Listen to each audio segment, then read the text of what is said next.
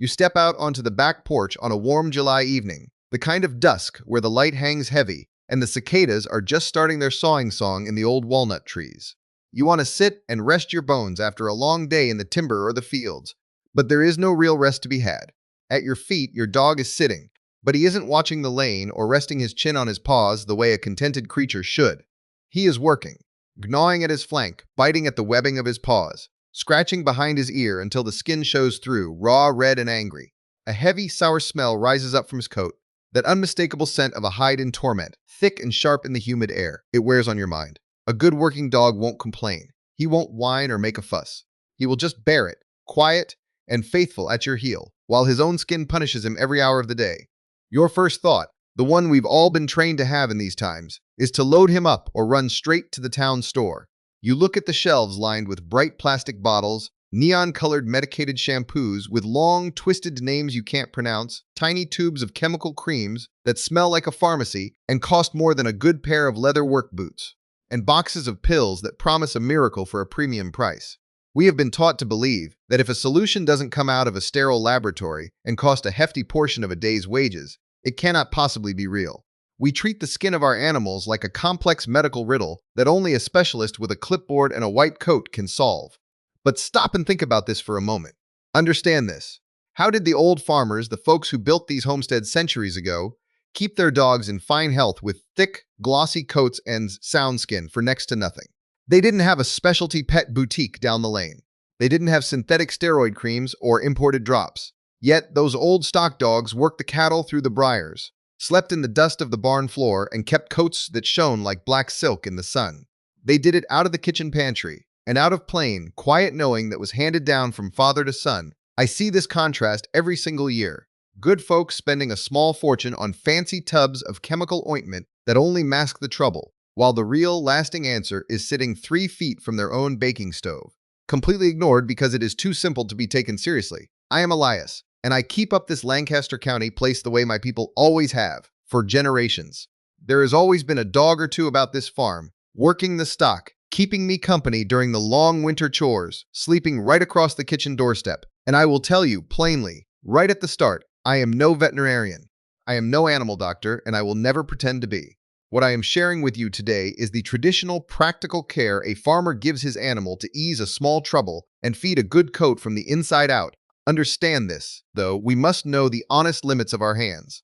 If a dog stays constantly itchy month after month, if his skin is covered in deep, raw, weeping sores that bleed, or if he is losing his hair in great gray patches across his back, that is past the kitchen. That is a matter for a real animal doctor.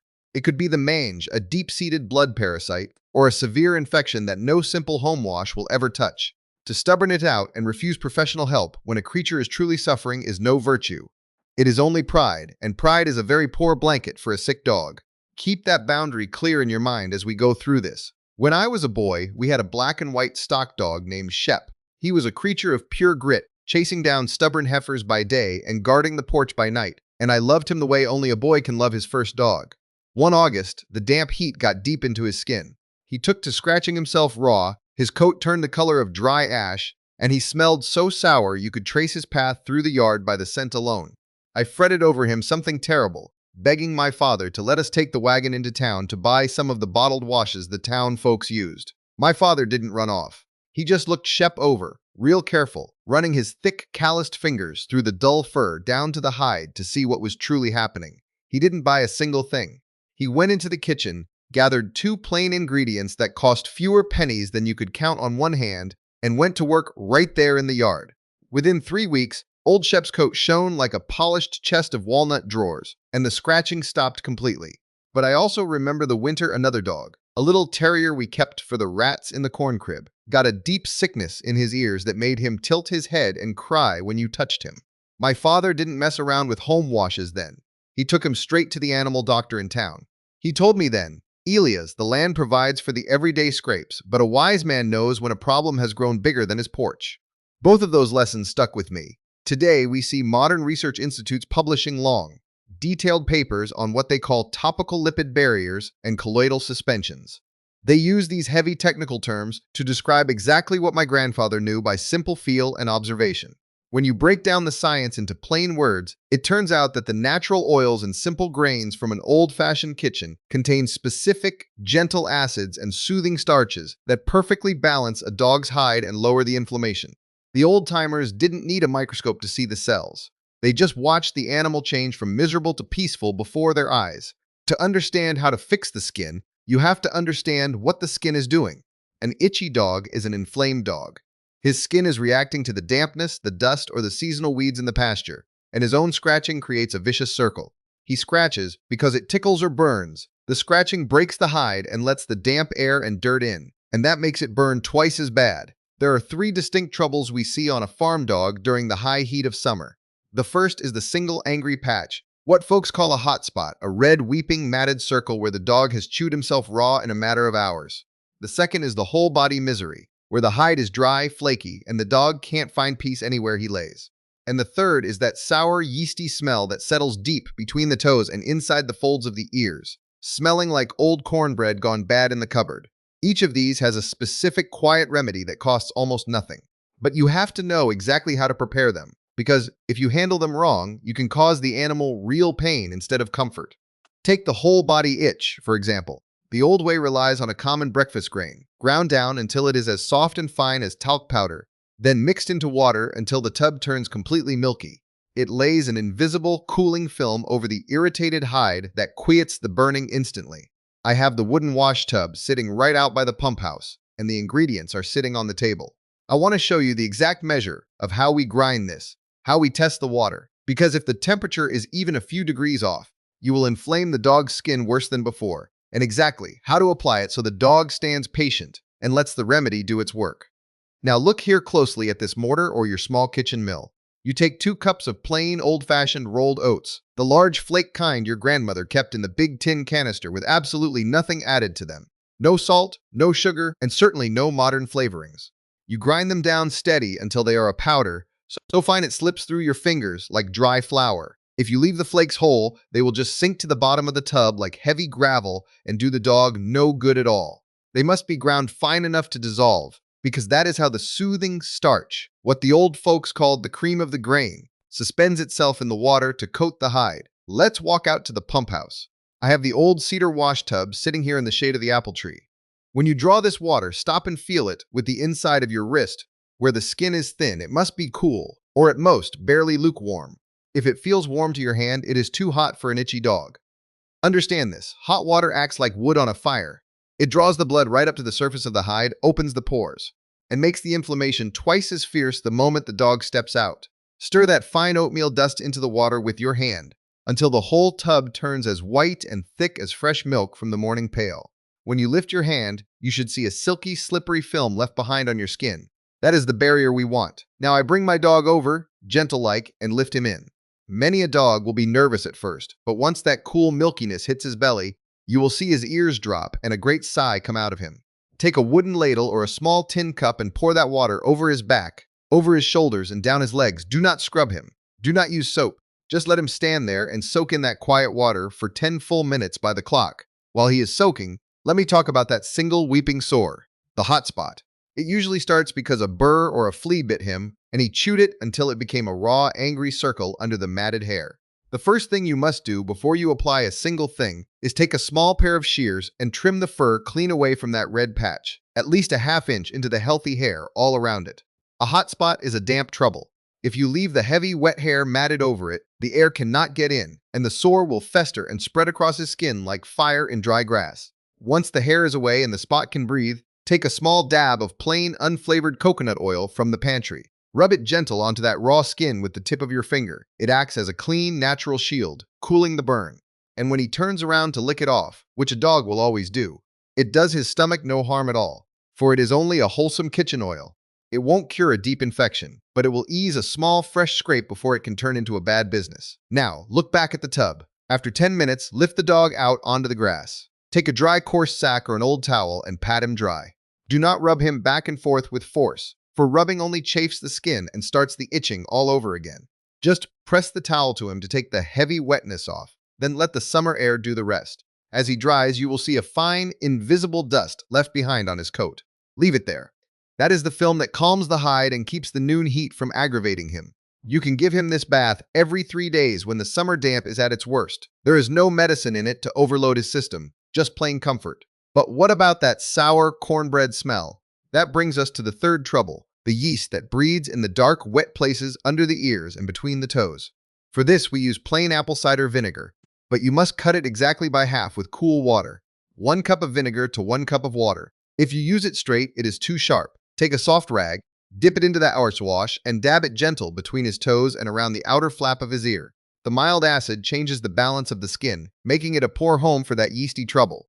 But hear me close on this, for this is a real warning. You never, under any circumstance, put that vinegar wash on skin that is broken, raw, or bleeding. Vinegar is an acid, and if you put it on an open sore, it will sting the animal terribly. That is a cruelty, and it will make him fear your hand the next time he ails. Only use it where the skin is whole but smelly. And if those ears are deep red inside, filled with dark muck, and the dog cries when he shakes his head, keep your vinegar away entirely. That has gone deep into an ear infection, and that wants the animal doctor's drops, not a kitchen remedy. Once you have dabbed those paws and ears, take a dry cloth and wipe them until they are bone dry. Understand this, that sour trouble loves nothing more than dampness. If a dog goes swimming in the creek or works through the heavy morning dew, his skin folds stay wet for hours. Taking 2 minutes to dry his paws and the insides of his ears with an old rag when he comes up to the porch does more to keep him sound than all the washes in the world.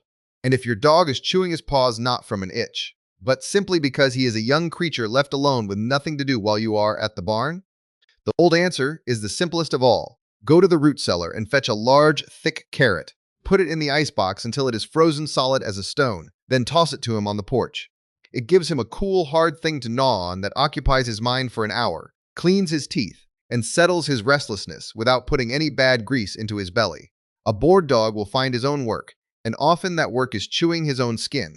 These are the immediate comforts for the outside of the dog. They are the things that stop the misery today so he can rest his head. But the old farmers knew that you cannot truly fix a poor hide from the outside alone. A healthy coat is built from the inside out through the grease and the fat put into the wooden bowl at feeding time. In our next talk, I want to show you exactly what we add to the winter and summer feed to build a hide so thick and oily that the dampness can't penetrate it and the itch can't get a foothold to begin with. Let us look now into the feed bowl, for this is where the real foundation of a sound dog is laid.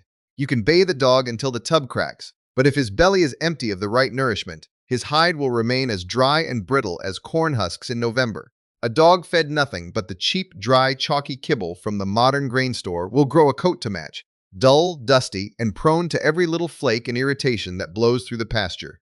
The old-timers didn't look at food as just filler. They knew that a working animal needs good fat, real gelatin, and clean oil to grease his joints and keep his skin supple from the inside out. Understand this. The truest shield against the summer itch is a coat that is naturally thick and oily. When a dog has the right fats in his system, his skin produces a fine, protective grease that keeps the pasture dust and the dampness from ever touching his actual skin. It sheds the water like an otter's back. The finest thing my father ever used to bring a dull coat back to life was a simple tin of plain sardines from the pantry shelf. A couple of times a week, you open one of those small tins and mix the fish right into his evening food. The rich, deep oil in those little fish is exactly what the skin craves to repair itself. But stop and think before you buy them. You must read that label with care. You only ever use the plain sardines packed in water, with absolutely no salt added and no heavy sauces or spices. The kind packed in hot oil, mustard, or heavy brine will ruin a dog's digestion and cause him misery at the other end of the yard. Just the plain fish. If your dog is a small fellow, half a tin is plenty. For a big stock dog, the whole tin twice a week will do the job. If you have a dog that turns his nose up at fish, there is another old kitchen staple that does the same good service: a plain cooked egg. Once or twice a week, crack an egg into the skillet, cook it plain with no butter and no salt, and drop it over his feed. The yolk holds a clean, pure fat that the old folks called coat medicine, and it costs next to nothing. But the king of all winter and summer conditioners on this farm is a ladle of homemade bone broth poured warm over the dry feed. When we butcher or cook a chicken or a beef roast, every single bone goes into a deep iron pot with plain well water and nothing else. You simmer those bones slow and steady for a full day until the liquid turns dark and thick. When that broth cools in the cellar, it should set up as thick and firm as jelly. That jelly is pure gelatin and marrow fat, and a splash of it over a dog's food works wonders for his skin, his coat, and his old joints besides. But hear me close on this, for this is the first of two hard warnings I must give you about the kitchen, and it is a matter of life and death for the animal. When you make that broth, or when you give your dog the scraps from your own table, it must be entirely plain. You never, under any circumstance, give a dog broth or food that has been cooked with onion or garlic. I know folks mean well, and you will hear old wives' tales about garlic keeping the worms away, but modern science has proven exactly what the old farmers saw by experience. Onions and garlic are truly toxic to a dog's blood. They destroy his red cells and can lay him in the ground if he gets too much of them. So, the store-bought broth made for human soup, which always has onion powder in it, must stay well away from the dog's bowl. Plain bones and plain water. That is the farmer's way. The second hard warning is even more dangerous, and too few folks know it today. There is a modern sweetener used in many sugar-free kitchen items, some brands of peanut butter, sugar-free yogurts, and baked goods, called xylitol, or sometimes written on the label as birch sugar. Understand this. Even a tiny smear of peanut butter containing that ingredient can drop a dog's blood sugar to nothing, destroy his liver, and kill him within a few hours. It is a deadly poison to them. If you use a bit of peanut butter to hide a pill or give your dog a treat on the porch, you look at that label every single time and make dead sure there is no xylitol nor birch sugar in the jar. This has nothing to do with an itch, but it is the most important piece of knowing you can carry to keep your companion safe. When you start adding these good fats, the fish, the egg, or the plain broth, into his bowl, go gentle and slow. A dog's stomach is a creature of habit. If you pile a heap of rich fat into his bowl all at once, you will upset his system completely. Give him a little spoonful the first day. Watch how he fares and work it in bit by bit over a fortnight. And remember to take a small handful of his regular dry food out of the bowl to make room for it. A dog should never grow fat, for a fat dog is an unwell dog whose heart and joints will fail him early. Good food in fair measure is the rule. Now, let us turn our eyes from the feed bowl to the iron brush, for folks often forget that half of a healthy hide is the clean keeping of it. A dog wants brushing regular, especially the long-haired stock dogs. The stiff bristles pull the dead, choking hair and the dry pasture dirt out of the coat, allowing the clean air to reach the skin. More than that, the action of the brush spreads the natural oils from the root of the hair all the way down to the tip, giving him that deep, healthy shine. A well-brushed dog rarely suffers from the damp mats that breed the summer hot spots. It is good for his mind, too. A dog feels the attention of the brush. It is a quiet contract between you and him that builds his trust. And while you are brushing him, keep an eye on his bedding. A dog's blanket or the straw in his box gathers dead hair, dampness, and dirt over the weeks. If you don't shake it out and wash it regular in hot water, it becomes the perfect nursery for pests to settle in. A clean bed and a regular brush do 3/4 of the work before you ever have to look for a remedy. This brings us to the heaviest troubles of the summer season, the fleas and the ticks. There is a great deal of foolish talk floating around these days about how you can give a dog a spoonful of vinegar or a bit of brewer's yeast in his bowl to make his blood taste foul, so the ticks won't bite him. I will tell you plainly and honestly, that is an absolute falsehood, and I will not look you in the eye and pretend it works. There is no kitchen herb or pantry wash that will shield a dog from a hungry tick, and a tick is no small joke. In the high brush and the deep timber, a single tick bite can bring the Lyme disease or the spotted fever, sicknesses that will ruin a good dog's working life or take him from you entirely. This is the one place where the old kitchen methods must yield to the modern doctor. For the fleas and the ticks both, you use the real, proven protection that your animal doctor prescribes. You use it faithfully every month when the grass is high, and you run your hands over his coat every evening when he comes in from the fields to pull any stray pests off him proper. I want to be honest about why so much of this foolishness gets told. There is a powerful lot of money to be made on a worried dog owner. The big stores want to sell you expensive chemical shampoos for every minor itch, and the folks online want to sell you their little miracle powders from the pantry for a premium. Both sides are selling you an illusion. In the middle sits the plain truth that profits nobody. A dog wants good plain food, clean bedding, a regular brush, a little kitchen comfort when his skin is dry, and real medicine from a real doctor when he is truly sick. I would like to hear about your own dog now. Tell me down in the comments what your companion struggles with, whether it is the seasonal itch, the dull coat, or the heavy ticks in your part of the country. Tell me where you are watching from, for the farm folk among you have old wisdom that is always worth sharing. I read what you write. Next time, I have it in my mind to show you the old ways with the barn cats, those half-wild, independent creatures that earn their keep by the grain bins. I will show you how the old farmers kept a good mouser or two healthy and sharp without ever putting a drop of chemical poison near the feed, the way it was always done before. A good dog asks so little of us. Only a dry place to sleep, fair food, a kind hand, and the wisdom to care for him when he cannot help himself. The old people knew how to keep an animal well through plain sense and knowing when a thing was past their hands, and they kept good dogs at their heels for all their long lives that way. We are only just starting to remember what they never forgot. Now, let us step back onto the porch and look at the actual tools of the craft, because even the simplest brush can be used the wrong way if you don't understand the hide underneath. Many folks go to the store and buy those modern slicker brushes with the sharp, fine wire teeth, thinking they are doing a thorough job. But stop and think about this for a minute. If a dog's skin is already inflamed and tender from the summer heat, dragging hundreds of tiny steel needles across his back is like scratching a sunburn with an iron rake. It behaves like an irritant, tearing the delicate top layer of the hide and inviting the very dampness we are trying to keep out. Understand this, for the everyday keeping of a stock dog, you want a brush with natural stiff bristles, or a wide-toothed wooden comb. The wooden teeth don't scratch, they massage. They stimulate the tiny oil glands at the base of the hair follicle, coaxing that natural grease out to coat the dry fur. When you brush him, you don't just skim the surface like you're dusting a parlor table. You work the brush close to the skin, moving slow from the nape of the neck down to the tail, always following the natural line of the hair. If you find a mat, a thick clump of dried mud and tangled fur behind his legs or under his belly, do not yank at it. Yanking hurts his pride and his skin both. Take your shears, slip one blade flat against the skin under the mat, and cut it outward, away from the body. It leaves a small, bare spot. Yes, but it lets the fresh air in, and air is the enemy of the rot. I see many people wash their farm dogs every single week with modern foaming soaps, thinking that cleanliness is the cure for the smell. But that is where the logic fails. Every time you use a heavy lathering soap on a dog, you strip away every drop of that natural oil his body worked so hard to produce. The skin dries out instantly, the body panics, and it starts producing twice as much of that sour sebum grease to compensate. That is why a dog often smells worse 3 days after a chemical bath than he did before it. On this place, a dog gets a soap bath maybe twice a year. Once in the spring when the winter coat is shedding out, and once in the late autumn before the hard freezes come. The rest of the time, he gets the cool oatmeal soak or a plain rinse with clean well water from the hose after he's been in the swamp. That is all it takes to keep a working dog sweet.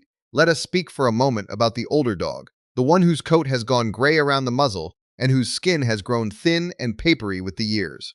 An old dog doesn't have the same heat in his blood to produce those protective oils, and you will see him flaking like dry meal along his spine every winter. For these old companions, the kitchen remedy must be even more gentle. We take a single spoonful of lard, the real old-fashioned pork fat rendered down in the iron kettle with no salt or preservatives, and we melt it down until it is just warm liquid.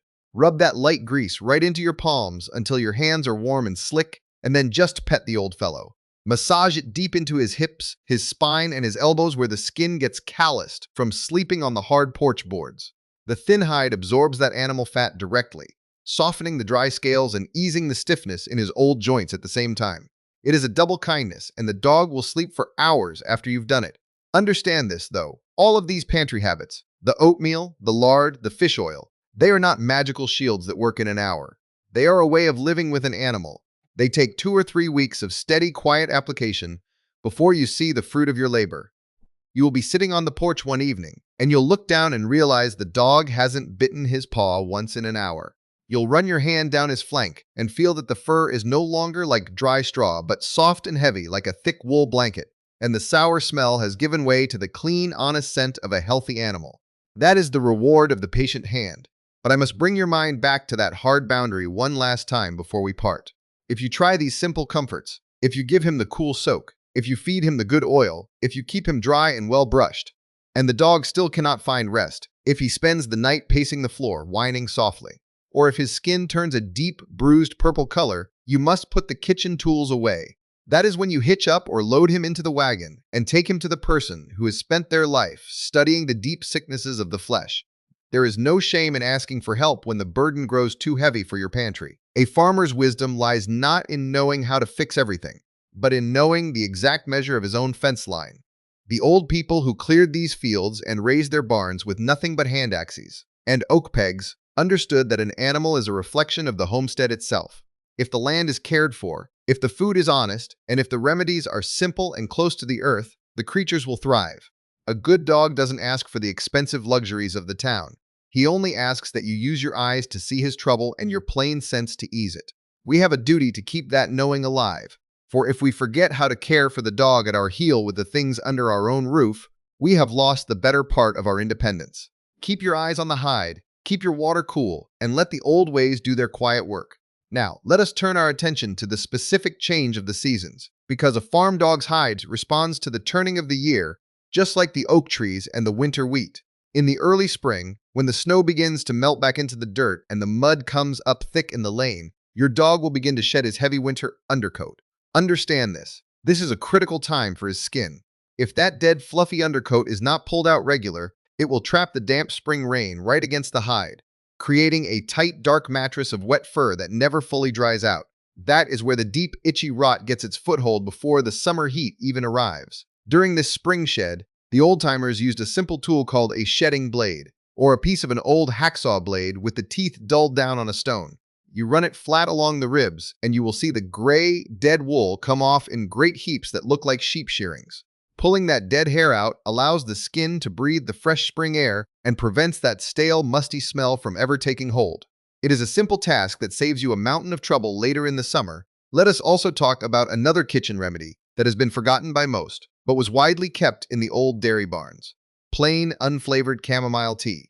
If your dog has a mild, patchy redness on his belly, the kind he gets from running through the tall, prickly weeds or the wild mustard in the back pasture, draw a strong pot of chamomile tea using plain, loose flowers and well water. Let it sit on the hearth until it is completely cold, even chilled from the cellar. Chamomile holds a natural, gentle virtue that cools the skin and takes the sting right out of a weed rash. You take a clean rag, soak it in that cold tea, and hold it flat against his belly for 5 minutes while he is resting at your side. It is as soft as rainwater and quiets the irritation instantly, with no grease to track onto the porch floor. But stop and think about the food again as the seasons change. In the deep winter, when the thermometer drops below the freezing mark and the wind howls through the barn boards, a working dog needs that heavy fat, the lard and the marrow broth, to keep his internal furnace burning and his skin from cracking in the dry frost. But when June arrives and the humidity hangs thick, you must lean his diet back down. If you keep feeding those heavy, saturated mammal fats during the blistering heat of July, his skin will often become overly greasy, and greasy skin in summer invites the yeast to grow. That is when you switch from the heavy lard over to the light fish oils or the plain egg, which give him the coat-building nutrients without overheating his system. It is all about balance, watching the weather, and watching the dog. Understand this too. A dog's water bowl is half of his hide care. A dog that is mildly dehydrated will have dry, brittle skin that's flaking like dandruff. In the summer heat, a wooden bucket or a stoneware crock keeps the water significantly cooler than those modern plastic or tin dishes that sit in the sun and turn the water warm as soup. A dog will drink twice as much clean, cold water from a stone crock in the shade, and that internal moisture keeps his cells plump and his skin supple from within. It costs you nothing but a walk to the pump house to refresh that crock twice a day, but it changes the health of his coat entirely. I often see folks get discouraged because they try an old way for 2 days, and the dog is still scratching. They think, well, Elias was wrong, that oatmeal didn't fix him. But you must understand the nature of old knowledge. These kitchen remedies are not synthetic numbing agents. They do not kill the nerves or mask the symptoms with a heavy chemical curtain. They work with the animal's body, slowly reducing the heat, calming the inflammation, and allowing the skin to heal itself the way nature intended. It took weeks for his hide to get dry and ruined, and it will take a little time for it to come back. Give it a fair trial with a patient heart. We must always remember that our animals cannot speak to us with words. They cannot tell us when a spot begins to tingle or when the dampness is starting to make their ears ache. They show us through their actions, through the quiet rhythm of their teeth against their fur, or the way they lean their head against your knee to ask for help. To look after a working creature is a sacred trust. They give us their whole lives, their strength, and their unblinking loyalty for the price of a scrap from the pan and a dry corner to lay their head. The least we can do is give them our attention, our quiet observation, and the simple care that has kept dogs sound at the farmer's heel since the first fence was cleared in this valley. Keep your tools clean, keep your feed honest, and look after your companions with a steady hand. Until next time, I am Elias, and I will be here keeping up the old place.